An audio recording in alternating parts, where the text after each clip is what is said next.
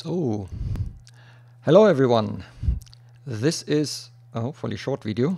I know I always say that, and then it might take a bit longer. But yeah, I don't think we have that much in this video that it would take an hour. I would guess 15 to 20 minutes. I know, you need to set expectations, at least to myself, in order to make sure that we don't exceed it too much. Let me activate it. Hang on, wrong view. Let's take this one. So, you see a Cessna here in the middle of nowhere, paused. Actually, what I wanted to show you is a couple of things about standard mechanisms of viewing of views and setting views and moving in views in X-Plane. And the first thing I actually am going to show you as well is something you can set the position of the aircraft at the beginning. And what I've done is I've placed myself 10 nautical miles from the runway. I went into here's the default Cessna here. Okay, important when you do that, make sure that your engines are running. Because if they're not running, well, you can imagine what will happen. That's number one. And secondly, you go to customize and you have runway 27, for example, here. And what you can do is you can go here on this little drop down and you place yourself either 3 nautical miles or 10 nautical miles from the airport. I chosen 10 nautical miles. What it does then is it will put you on a 10 nautical mile final with a 3-degree, I guess, glide slope. And that means you should be on the correct altitude and so on for your Cessna to fly the approach. Important also, especially if you have hardware, make sure that your Cessna's hardware, your levers or something, are already turned in the right location. For example, the mixture is fully in, and just move the throttle axis a little bit in or up so that you have some power, so that you don't get too much of a drop when you come out of that. And once you confirm this and you say start new flight, that's what I'm going to do now. It will take a little bit, and as you can see, because I've paused the simulation as well, we are now positioned 10 nautical miles from the runway. The runway should be ahead of us. Hang on. Yeah, you need to quickly unpause in order to see this also in the GPS, because the GPS is only updated when we are not in pause mode. So you can see here the airport is, let me show you this, is directly in front of us. Okay. So what I wanted to show you is the whole view system, that how I use it in X-Plane. All right. Now, the first thing you have in X-Plane is you have your mouse, and there is a right button on the mouse. And if you keep the right button of your mouse pressed and start moving your mouse, you get to view your head sort of everywhere around you. 360 degrees, okay, until your mouse moves out of the simulator. As you saw now. If that happens, if you reach the end, you need to kind of let go, and then you can continue. So this way you can move your head sort of anywhere you want. And this works in practically every standard view of X-Plane. So this is the easiest and quickest way of changing where you're looking in X-Plane. That is number one. Number two, any position that you place your view on, like here I'm looking out of the window, you can program. All right. Now, when you have X-Plane 11, by the way, this works also in X-Plane 10. This hasn't changed drastically. So I did the same things in X-Plane 10 than I do here now. The only difference is that in X-Plane 11, you have more views that you can store. So what you can do is you can store view positions, and the default keys assigned when you get X-Plane 10 and 11, by the way, vanilla out of the box is your number keypad. Was it the number keyboard? Actually, I'm not sure because I have changed my keyboard completely, and I don't intend to do this now, to revert this now just for the sake of this video. So what you do best is you go in your settings here, you go to the keyboard and you enter the word view here in the search. Okay, so you enter view here, and what you get is everything that has the word view in it. And one of the things that you see there is the so-called quick look section, and in the quick look section you get go to save 3D cockpit location number 1, and in XP11 we had 10 of them, 1 to 10, which I had on the number pad 0 to 9. All right. It could also be that these were actually the default key assignments. I can't remember because, as I say, I have immediately changed because I have my keys that I have common in prepared and in XP11. And to tell you the truth,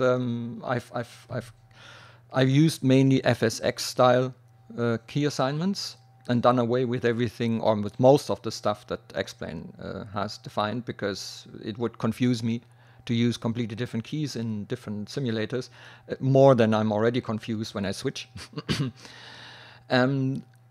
So what you have is you have 20. In XP11 you have 20 of them. In XP10 you had 10 of them. And to go to that position, you basically, in my case, and most likely also in your case, but as I say, don't hold me on this, by pressing the key that is defined here, you will move to a previously saved position. And some of the add-on makers, the airplane makers, what they do is they already preset these positions. They come in the preference. There's a file called something preference.txt in where the airplane is saved under airplanes or aircraft, and then the name of the airplane and so on. There's a text file with something like prefs in its name, and then the name of the ACF file, and that stores all the view locations or the view settings that you've stored. Okay, if you lose this file, by the way, you lose also all these predefined views, and you have to do them again. I'm going to show you in a moment how to do this. So that's, in my case, the numpad. I use the numpad for the whole viewing system because I have the same also on prepared. And for me, that means that I have standardized the way I look in having left and right view, forward view. I'm going to show you in a moment. Now, there is a second section which is called memorize. Memorize 3D cockpit location.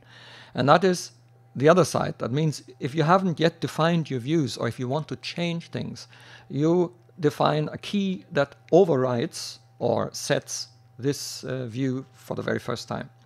In this case, and that is also like that in the standard XP, whatever the key is for going to, you just add this control, Steuerung key. Steuerung is a German. That means, for example, if you have view number 1 on numpad, on the number pad 0, pressing Control 0 will actually save wherever you're just looking now. So be careful when you do this, because you will override without warning. You will override what you had in there before. So, and my first thing is when I get a new aircraft, or when I accidentally or for whatever reasons lost my settings, what I do is I put up all the locations and I use the control keys to save them. So let's have a look at the Cessna. As you can see, and you see me doing this in the videos more than 100 or 1,000 times, I don't know, you see that I have these predefined positions. I do not use any plugin for that. There are plugins out there. I don't want to start messing things up by mentioning plugins. There are plugins that allow you to do similar things, more things. I just don't need them, because I personally feel that this viewing system that comes standard by XP is more than sufficient. All right, but that's my personal opinion. I just don't see the need for spending money on this particular aspect of the simulation. I might change my mind at some time, but at the moment this is, for a long time actually now, is my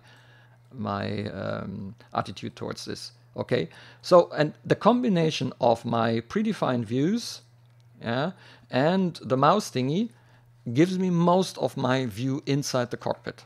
I don't do very much more. The good thing is I'm showing you now a view that I've programmed on the number pad 1 key, and this is actually an external view. So how did I create that? I just made sure that I'm outside the aircraft, and then I moved the view forward, backward, left, right, whatever way I needed it, and as soon as I found the position that I want to have, I store it with Control 1. Control and number pad 1 in this case. All right, and again, also here you can use your mouse. Now let's go back to the keys, because I've just shown you how you program things, but now XP11 comes with a number of predefined views, and actually to see what these views are, you come here in the menu at the top, you say View, and in the View menu you have the possibility to move left, right, up, down, forward, backward, rotate up, rotate down, rotate left, rotate right. In some cases it shows you keys, in others don't. I'm not quite sure why we're only seeing the right key here, because I've actually assigned things to most of them. And for the zoom. The zoom, by the way, if you have a mouse with a wheel, which is probably the default nowadays, it didn't used to be in the old days, but I think that having a mouse wheel is now, well, 99.9% of mice have mouse wheels, and they are automatically assigned to zooming in when you're in this view here. See, same by the way in the cockpit. All right, so here you go. That's how I zoom in.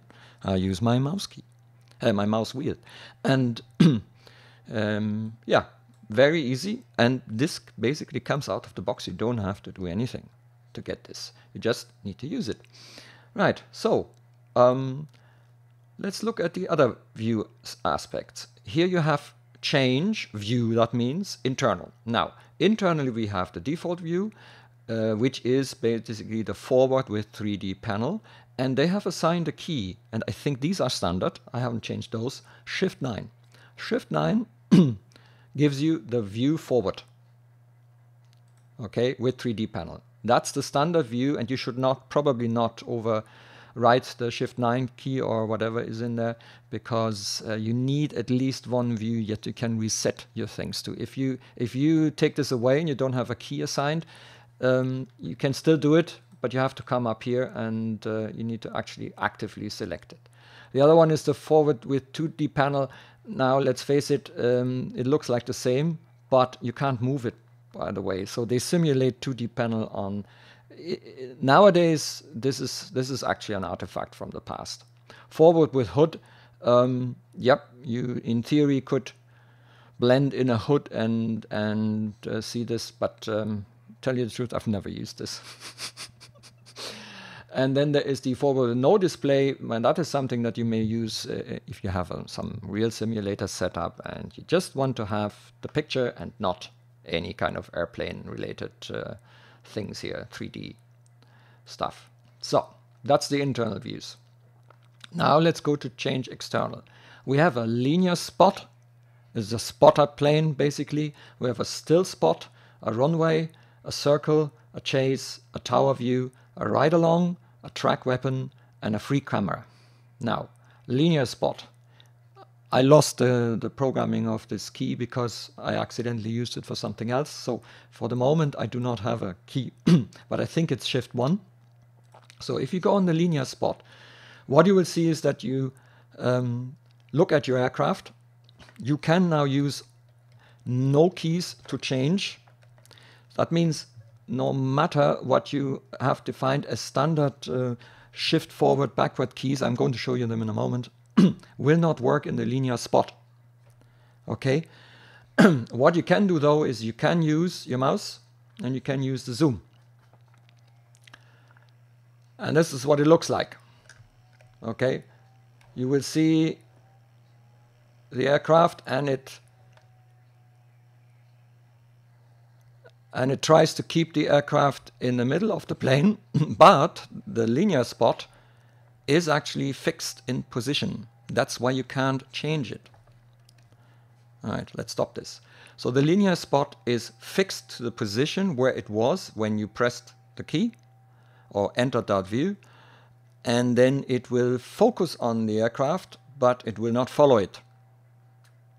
And the reason, by the way, for this video is because I have someone who asked me about how I do this follow plane thingy when I do the replay and all that. And I have a feeling that you might actually be in the linear spot. Could be one reason why you can't, why your view isn't following. Okay, so linear spot will stick where it was. Then there's the still spot. That's a different one. I use this often also when I do landing stuff, because it will follow your aircraft,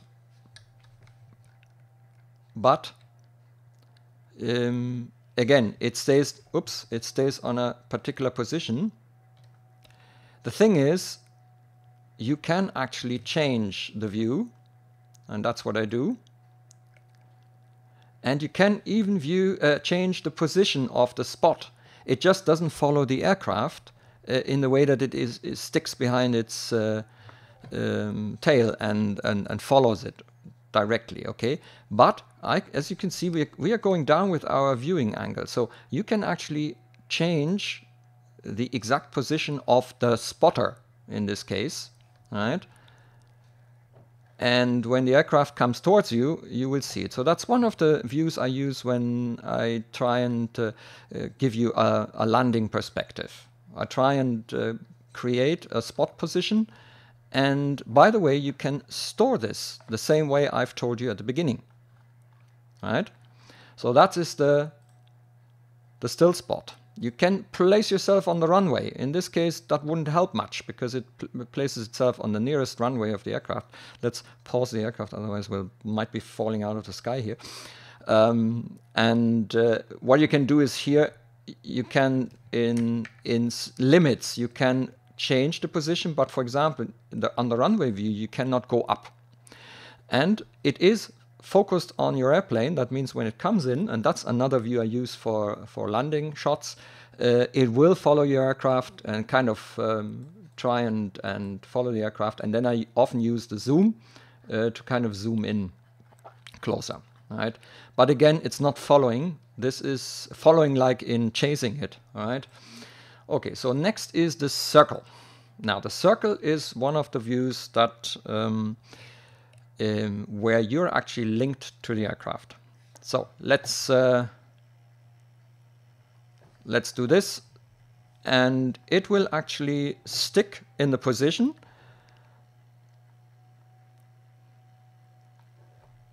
And it will exactly follow the aircraft fixed on the position that you have started with. So what you can see is, and this looks really odd. I don't really like this view too much, but it will be with your aircraft, and you can kind of place your view with the keys. I'm going to show you in a moment, and you can make sure that that you have the best view in order to see the landing. It's okay, but it's not the most ideal thing for me. Next is the chase. And actually the chase view is the one that I use most, because it doesn't look as weird. It actually looks as if we have a camera, let's say, on the wing. Let's see this. And some of my outside views that I use are the chase plane. And this is sort of, yeah, the relatively most natural looking thing. So if I go here, I can kind of simulate that I'm under the wing.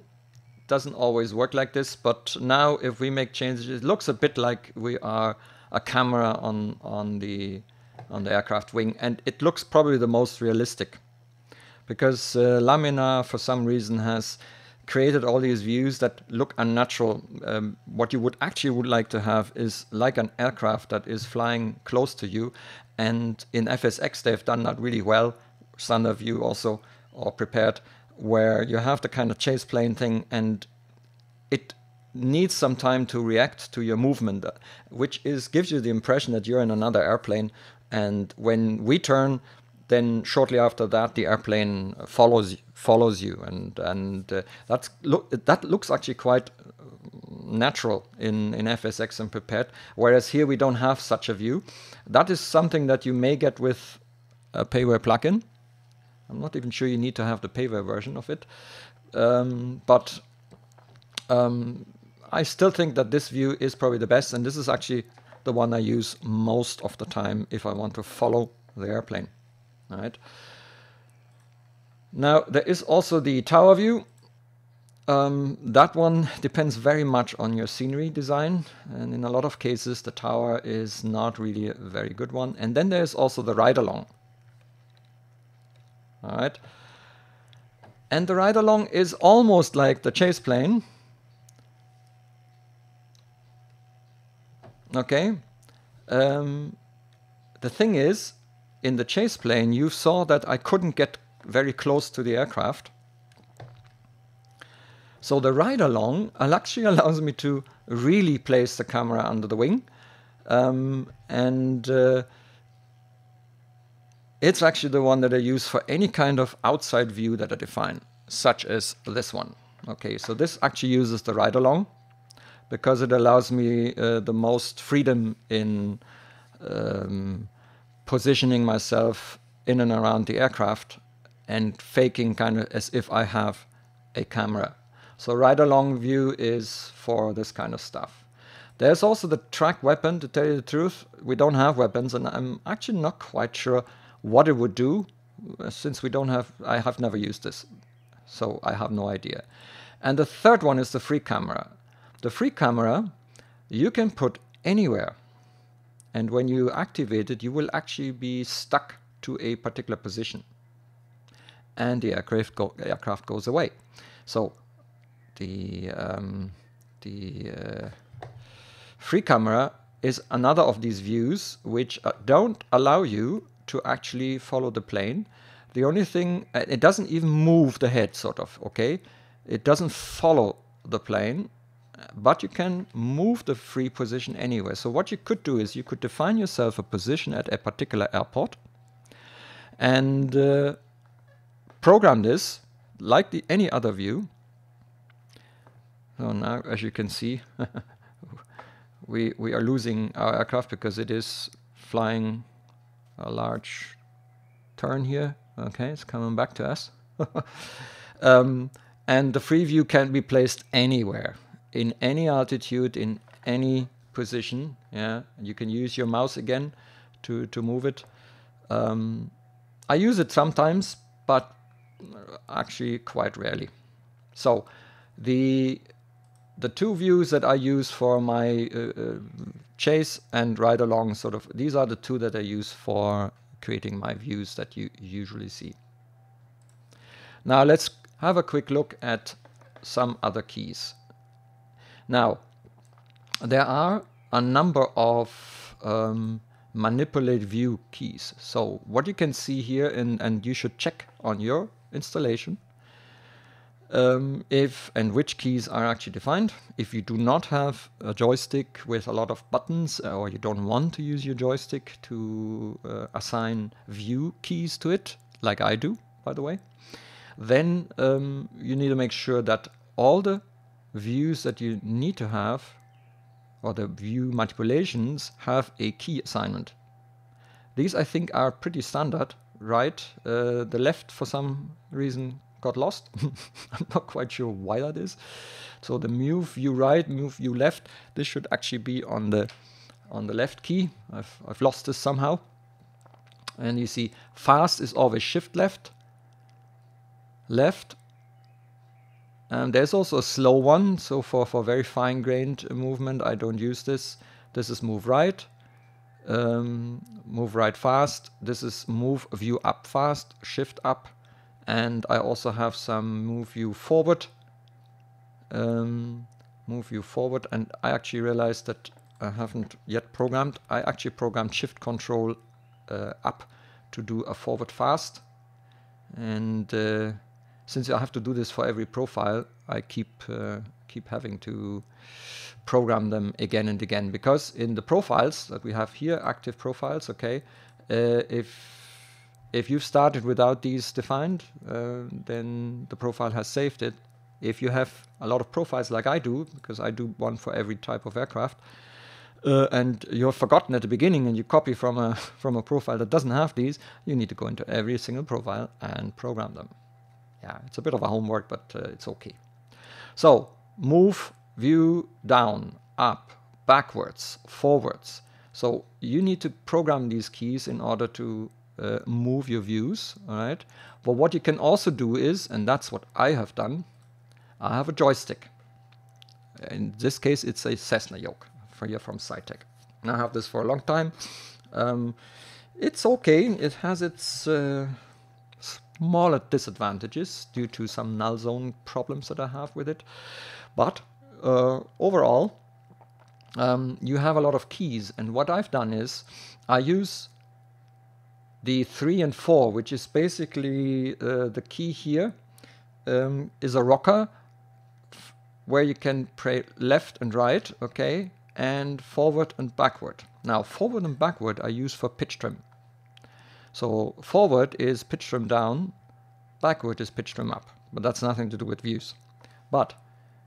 And I do this in prepared exactly the same way, so that I do not have to remember in every simulation that I use where were my flippin' keys. So therefore, 9 and 10 means move you down and move you up. And that is, now let's move to a, so move you up and move you down. Okay, so that's what this key does, or this button does. Then I have on the right side, I have 6 and 5, which is move you forward, normal speed, move you backward, normal speed. Okay, and that looks like this. And because these buttons do continue firing, and I use now the view that allows me to get close, which is basically, if you remember, I'll show you this again, is the ride-along. I use the ride-along view. Whoops, that works. And the last set is the 7 and 8, which is move you left, move you right. And the thing is, with views like the one that we have right now, this actually means go around the aircraft. See this? So go around the aircraft.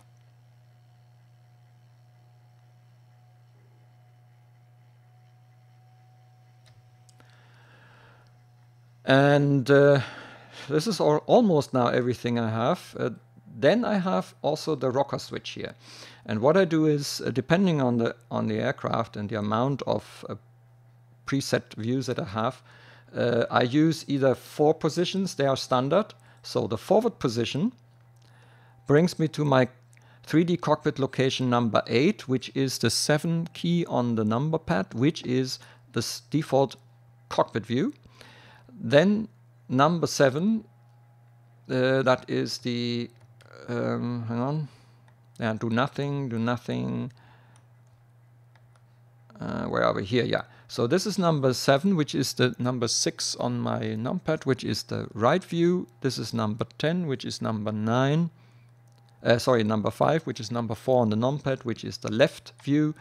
And this is number 10, which is view number 9 on the, and that in this case gives us the view down, because we don't have an upper overhead panel, but in other aircraft this button actually gets me into the overhead. In this case I use it here in the Cessna. I look down because there's where the music plays and not up there on the roof. So left, right, forward.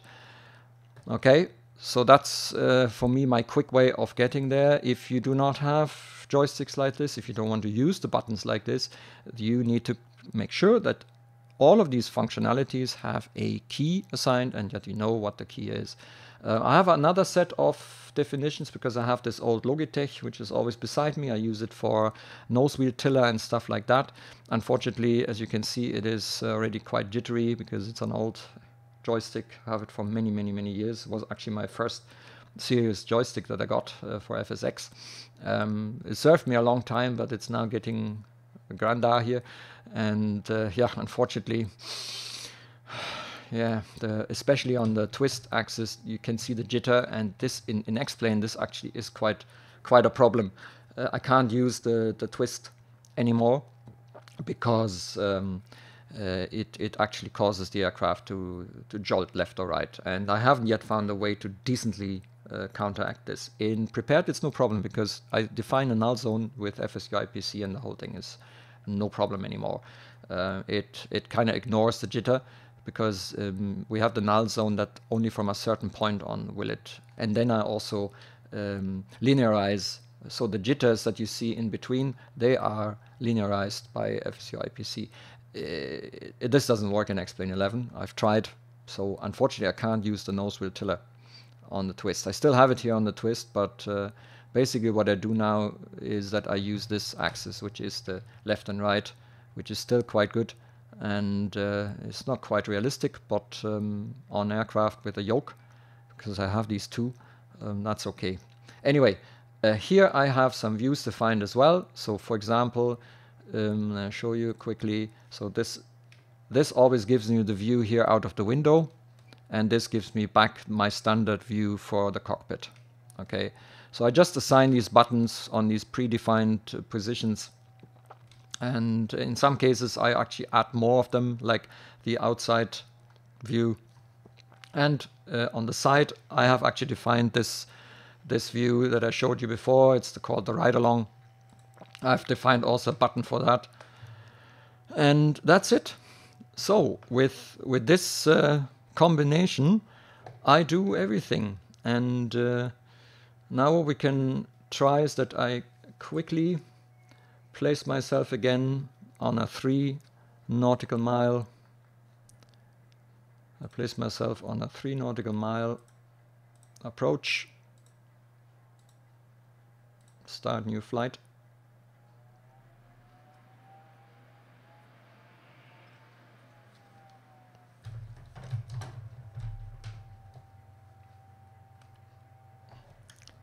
So now I quickly need to set up the aircraft. I need to also trim it properly and to be careful not to lose too much speed. We need to get down. Okay. It's very practical actually, because in XP10 you needed some kind of plugin for that in order to get yourself aligned like this. In XP11 they have given you this basically for free. And yeah, there is a freeware plugin, I forgot its name, but it allows you to actually save a position and go back to it. And then there is a payware that uses this, which would define like 10, 12 with angle, without angle. I have it, but I haven't used it for quite some time because I'm still setting up XP11. I've stopped doing too many things at the same time. So on my new box, I'm very slowly moving things over, activating software only kind of on demand. I'm waiting for updates anyway on some of these aircraft, and yeah, you know, don't do too many things at the same time. So what I do at the moment is I've got myself now accustomed to the Rotate MD80. I have started to really read on this. Well, the little documentation that there is, it's not that much in the case of the Rotate, but I have the Mad Dog of Leonardo for prepared, so there's going to be videos about that eventually as well, and they have really comprehensive documentation about the Mad Dog, the MD80, and I'm using this now to also learn the Rotate, and yeah, I'm starting to get used to it. And yeah, there will be videos about that, because I want to stop doing too many different things at the same time. Now with streams it's different, but then again, streams they are more like entertainment also for myself, so I'm not taking it too serious. But I've done too many things at the same time in the little time that I have, and the result is that I keep forgetting, I keep not really getting into things, and I really would like to stick with an add-on for some time, like I used to do with, for example, the A350 from Flight Factor. Get myself accustomed, or the IXCG, for example, get myself really accustomed to it, and do some flights, do some videos. Oops, yeah. 87. Well, that wasn't too bad. A little of a bouncy. So, wow. It's probably when I don't think about the landing, I do the better landings. So, let's stop this. Now, if you want to do the kind of toggle replay mode, so I place myself...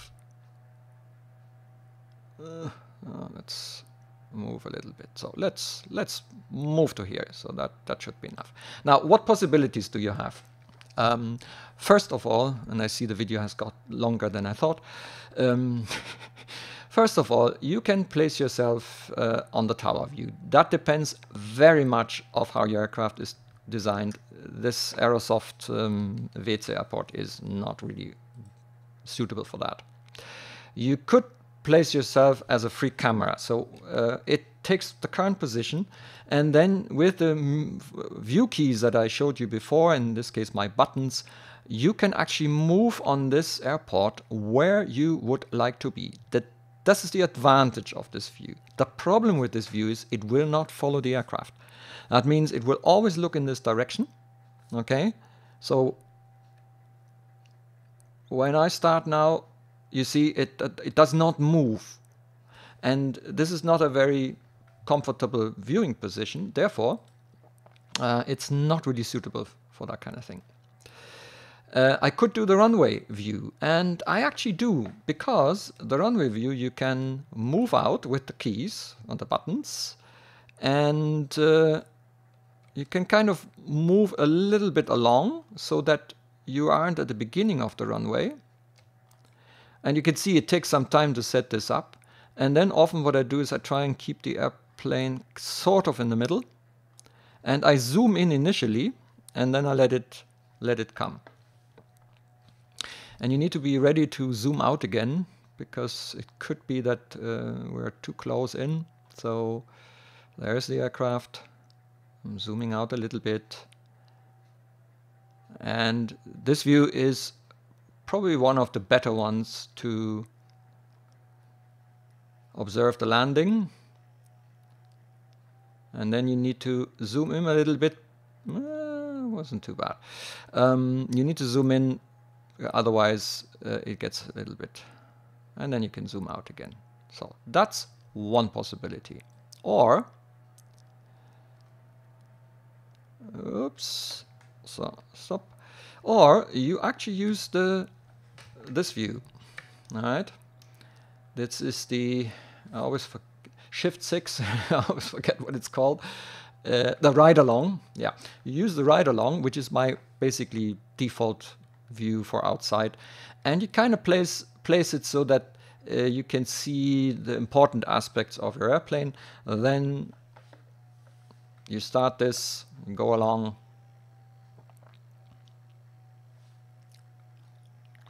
And that is if you want to really look close along the way, how you actually managed, especially when it comes to angle of attack and yeah, okay, that was a 3-wheel landing. But it was another bad one. I had far worse. So this is it. So this is how I do the views. I don't think I can show you much more about it. There may be the one or the other little detail, but that's how I do views in X-Plane. And I hope that has helped. And I know there were not only one question about this. Has been triggered kind of a video on demand now by a particular fella who asked me things, but I do get these questions again and again, so I thought might be time for a video about this. Okay, guys, then until next time.